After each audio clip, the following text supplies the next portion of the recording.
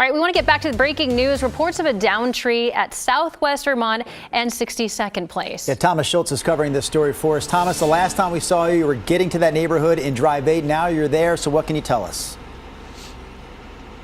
Yeah, well, guys, here it's about a half an inch of snow at this point, and you can see crews have been out here working to get this tree off the power lines. We've got PGE is out here. We've also got, some tree experts out here trying to get that tree, if you can see it in the distance, off of that power line, and they're working in pretty difficult, precarious conditions right now. That snow continues to come down pretty heavily, continuing to coat the roadway more and more throughout the morning. Just on the way down here, I mean, we were driving from North Portland, and it was, of course, we're seeing more as we were driving south, but even now, I mean, in the past 10 minutes that we've been here, it's gotten much thicker, and I expect it to continue to do so for the next time being. But you can see they've been out here for quite some time. They've blocked off this road on Vermont. We're standing at Southwest 60th and Southwest Vermont, and looks like it's going to take some time to get that tree off of the power lines. You can see it in the distance, still just careening and leaning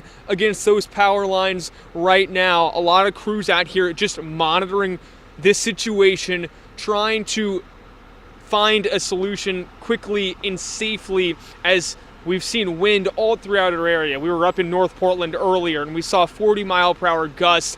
We're probably going to see more of that similar kind of weather coming up here throughout the morning. Guys.